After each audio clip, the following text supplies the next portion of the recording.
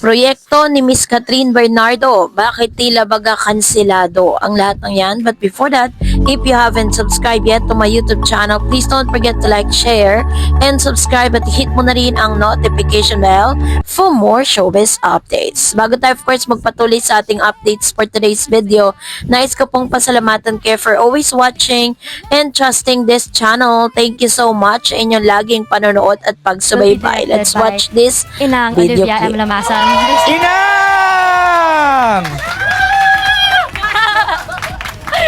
Hello! Yan, Inang. Taong 2023 nang i-launch ng Black Sheep Production ang tinaguri ang isa sa pinakamalaking proyekto sana no na gagawin po nitong si Miss Catherine Bernardo, ang Elena 1944. Ngunit sa kasalukuyang panahon ngayong taong 2026 napagdesisyonan ng Black Sheep Production at ng Viva ay ng Star Cinema na hindi na nga po nagkaroon po ng malaking changes or na shelve. So, parang medyo kakaiba yung word na ito, no? Para lang po sa kaunawaan po ninyo, ang Elena 1944 ay inaabangan ang pelikulang historical na di umano'y pagdidipikta sa buhay at sakripisyo ng mga Pilipinong naging comfort women noong panahon ng Hapon, Japanese occupation sa Pilipinas. Ang pelikula ay isinulat mula sa Palangka Award-winning screenplay ni Patrick Valencia at Enrico C. Santos at sinalubong ng malaking interest ng publiko nang ito ay unang i-anunsyo. Sa ulat noong March 2023, inanunsyo na ang pelikulang ito ay didirect ng kilalang direktor na si Miss Olivia Lamasan at ang isa sa mga bida nito ay si Miss Catherine Bernardo.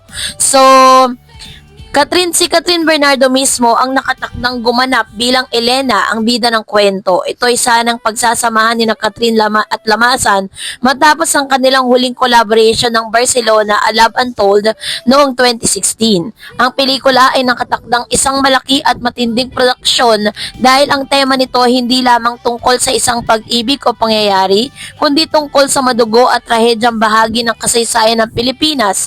Dahil dito, kailangan malaki ang budget nito upang gawing makatotohanan ng mga sets, props, costume at buong panahon ng dekada 1940. Biluin po ninyo, 1940 bubuhayin nila sa kasalukuyan sa Gen Z generation. So, ang tanong ng marami, ano nga ba ang naging posibleng dahilan kung bakit na-shelve or posibleng na-shelve ang Elena 1944? Ayon sa pinakabagong balita mula sa Lionhear TV, January 8, 2026, kumakalat ngayon ang mga rumor or haka-haka ng pelikulang Elena 1944 ay maaaring hindi na itutuloy o na-shelve mula sa kasalukuyan. Ito po yung mga ilang detalye. So, sabi dito, wala pang opisyal na anunsyo. Hanggang ngayon, ay walang opisyal na pahayag mula sa Star Cinema o Black Sheep ang mga kumpanya o producers na nakadugtong sa proyekto. May mga rumors lamang na patuloy itong pinag-uusapan sa social media at showbiz circles. Ngunit wala pang kumpirmadong statement mula sa mga taong hawak ang paggawa ng pelikula. So, meron po kasi mga pinagmula ng spekulasyon. Ang pinag-uusapan dahil kung bakit posibleng hindi matuloy ang pelikula ay ang budget constraint o kakulangan sa pondo. Ito ay dahil sa laki ng production na kinakailangan, ang detalyadong set design, period, costume, props, at iba pang historical elements. Bagay na nagiging sanhi ng malaking gastusin. So, parang pinaka-major reason pala rito is hindi yung magiging character ni Miss Catherine, kung hindi is rin sa mga major concern is yung production cost. So, maraming tagahanga naman ang nagpahayag ng pag-asa na hindi ito tuluyang ihinto, bagkus ay i-delay lamang o ililipat ng schedule. May ilan din na nagsasabi na ang pelikulang ito ay magiging isang turning point para sa buhay ng artistika ni Catherine, sapagkat ito ay isa sa mga seryoso at challenging role na maaaring magpakita ng lalim ng kanyang pagganap. So, totoo po yun kasi talagang kapag sinabi mo kasing comfort women, parang kakaiba kasi parang ang laki ng transition ng pagiging artista ni Catherine dun sa mga image na nilalabas niya ngayon, dun po sa gaganapan niyang karakter. So, sa kabila ng usaping ito, Si Catherine ay kasalukuyang abala sa iba pang mga projects, no? Kabilang ang isang upcoming teleserye kasama si James Reid at iba pang kontrata o trabaho na sinusunod ng kanyang schedule. Si Catherine Bernardo ay isang superstar. Si Catherine Bernardo ay isa sa pinaka-pinapaboran at pinaka-sinasabing successful na aktres sa kasalukuyang henerasyon sa Pilipinas. Kilala siya sa mga blockbuster film tulad ng Hello, Love, Goodbye at iba pa na mga nagdala sa kanya ng malaking suporta mula sa mga manonood at kritiko.